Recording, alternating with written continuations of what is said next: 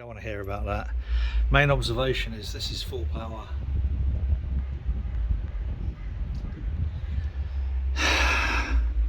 At 60 litres. So if I'm going to be talking in one of those bad boys over there, that one is the 200 litre. All that's got is two 3K elements, and same as this. There is no way that 6K is going to boil 180 odd litres, 160 litres. That's a real worry. So next week I feel it will be necessary to do some testing with water, boiling some water in that.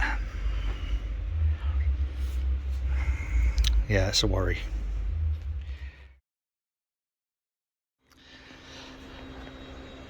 Working out how long it took 60 litres to come up to a boil using two 3 kilowatt elements. I thought today I would fill this 200 litre pot up, which again has only got two 3 kilowatt heaters. So I'm going to chuck about 100, well, I don't know, or see maybe about 175. Show your thumb, then people know what you're looking at. Maybe 180, certainly no more than that. And then plug it in to the CP. Well, I've already plugged it in, but then do it on the CP and see how long it takes to come up to a reasonable boil. I think I'm probably not even going to do that. I'll probably do about 160. Right, well, let's start filling it then. 170 did we say, and we'll check the temperature, and temperatures, that's colder than I was expecting. 19.4. okay, it's 10:10.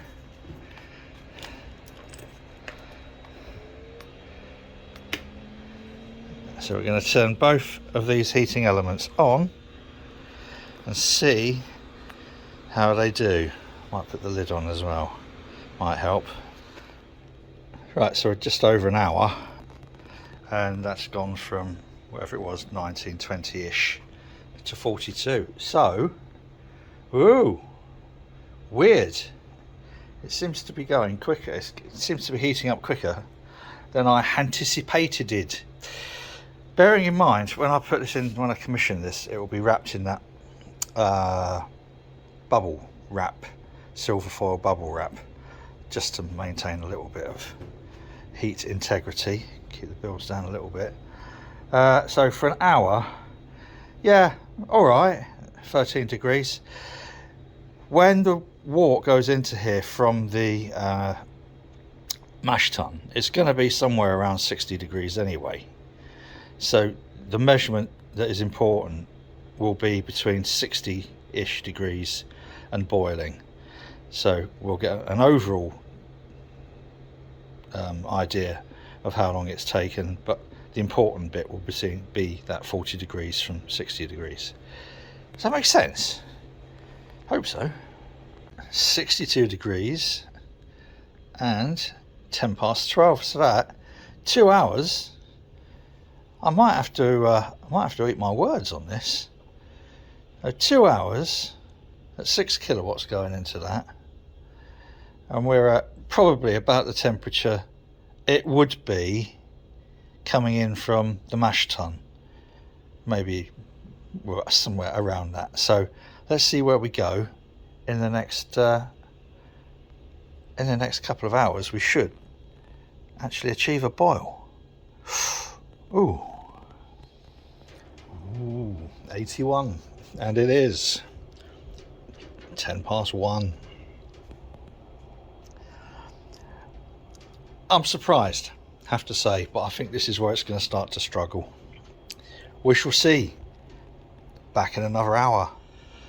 Well, count my words, well and truly E10. So 4 hours, but 2 hours effectively to take it from mash up to 98. So I'll put a glove on one-handed and take this lid off.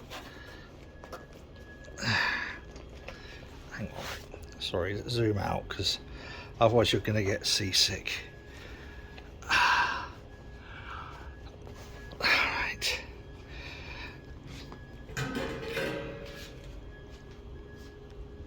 So that little temperature probe over there, which is in the bottom, is saying that that is now at 98.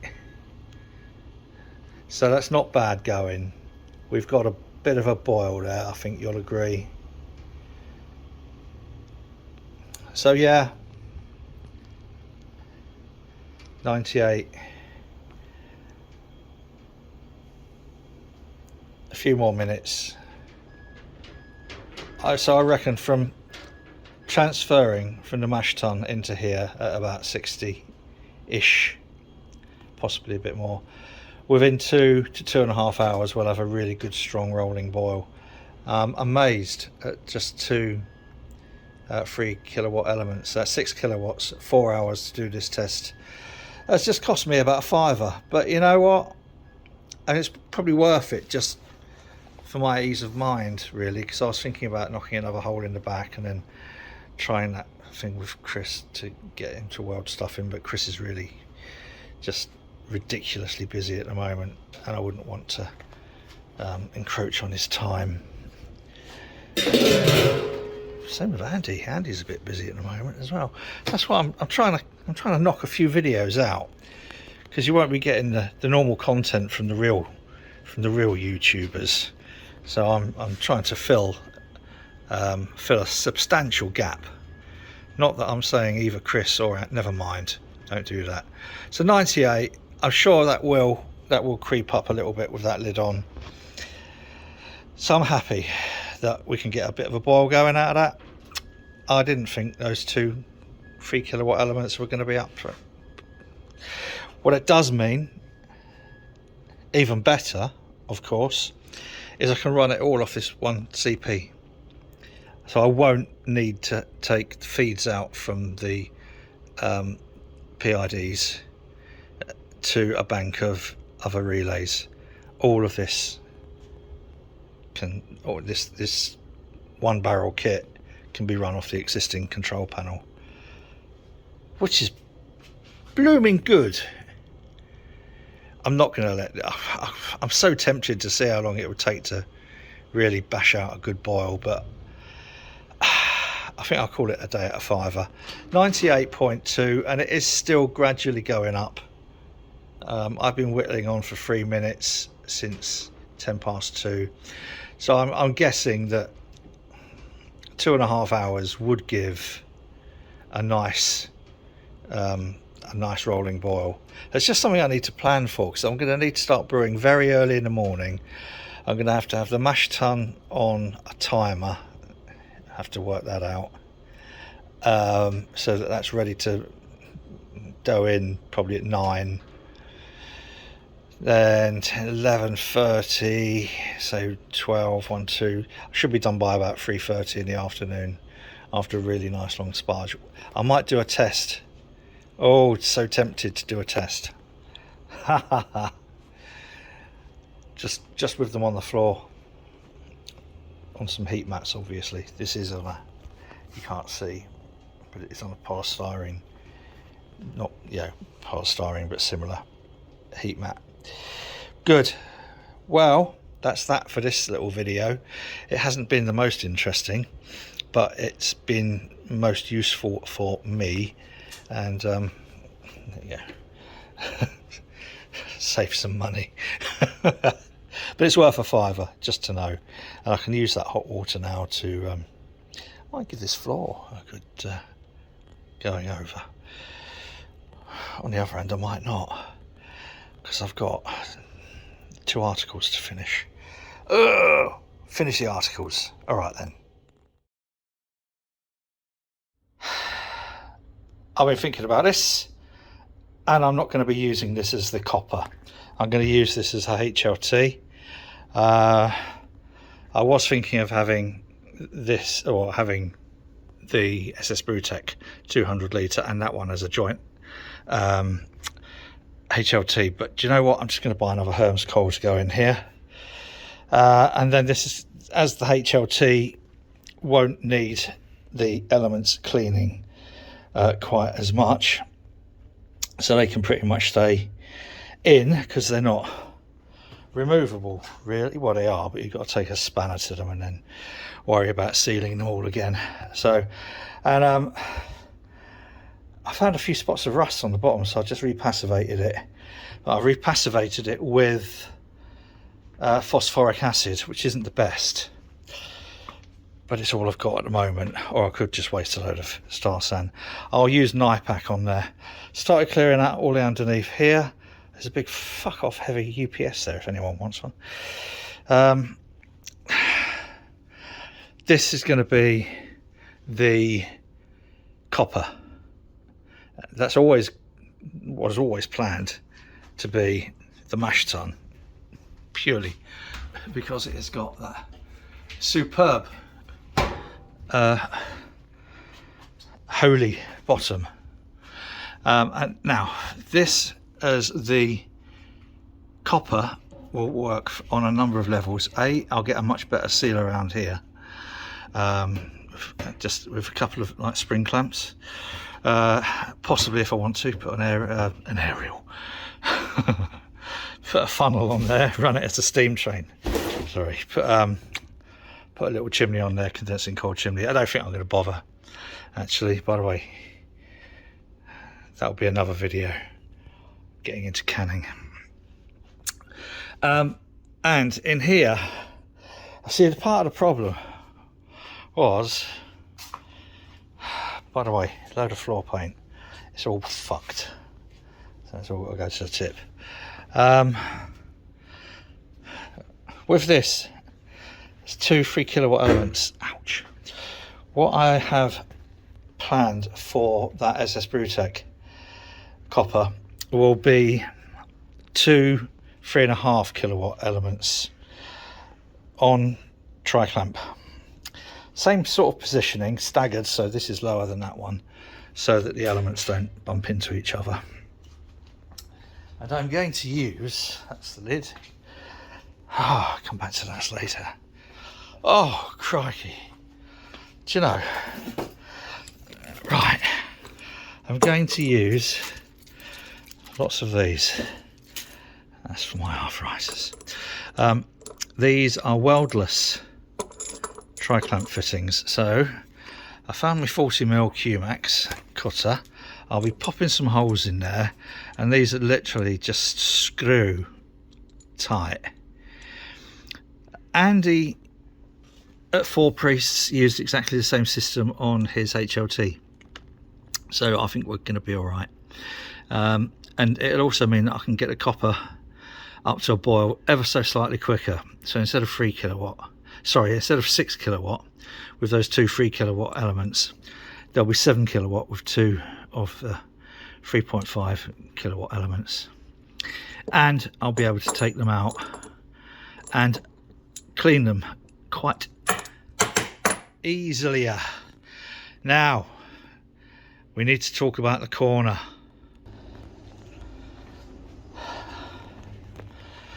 I think it's true to say I've reached the end of my tether with trying to get builders to give me a quote and timescale for building the little brewery that we want outside. I don't know what it is. People say, oh yeah, we'll get back to you in a couple of days, and you chase them and chase them, and then it's obvious they don't want the work, they don't need it. One guy was actually quite honest, said, look, in the time it would take us to plan and build that, we could build an Aldi. Great. So my plan, my intermediate plan, is just using the half barrel and the 1 barrel kit, is to have the entire brewery in this corner. These two keys I will move out to here, and then this area here will be the bar, and that can move over to here.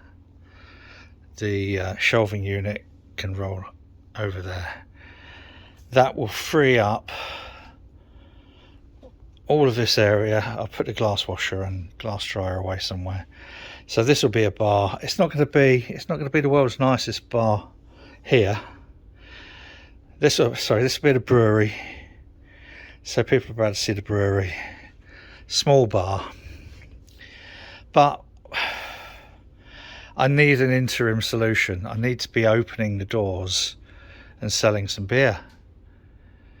It's just got to happen. So that's where my thinking is at the moment. If someone phones me on Monday and says, yeah, we'll do it for this and we can do it at this particular time, fine. But I don't think that's going to happen. So my interim plan, brewery here, everything. I'll be doing 1 barrel brews into the bright tanks and then kegging and canning straight on using that duo filler. That was Andy's idea, so they're really brilliant. I'm going to need to replace these worktops really, because these aren't going to be anywhere near strong enough. I've got ideas for how the brewery will be set up in here, but it's just I can't carry on like this.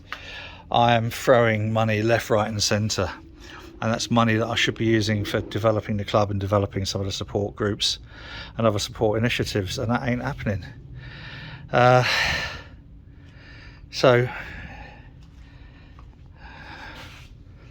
bar,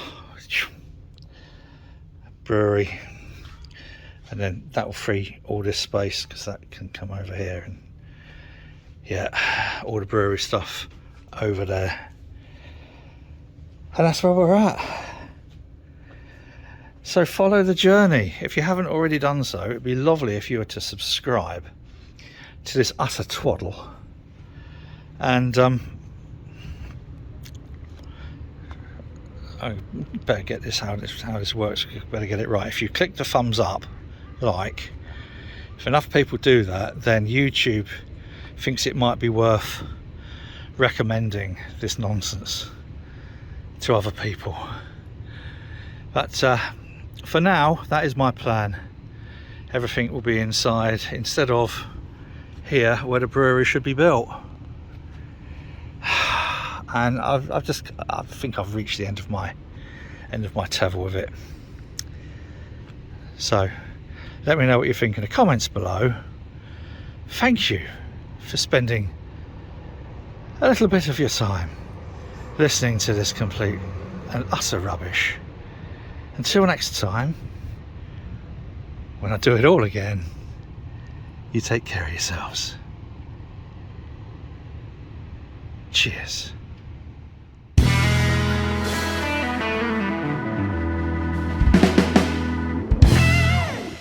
That's such a good point, Diane. And we talk about this idea of psychogeographies, right? The idea that anyone alive today is entangled in this complex web of semiotics based on their geopolitical, bioethical, socioeconomic, ethno-linguistic positionality, right? And so it becomes necessary to decode and encode our own meta-ontologies, because at the end of the day, we can't just reify the interstitial epistemologies that underpin our given perceptual paradigms. Rather, we must each intentionally create a space, a heuristic bubble, if you will, where resonant hermeneutics can unfold in a postmodern agora of ideation. Agora, of course, referring to the ancient Greek public space where intellectual alchemies once occurred. And it's this reimagining of recursive thought cosmogonies that's so crucial to the future of not only the current discourse, Diane, but of human consciousness itself.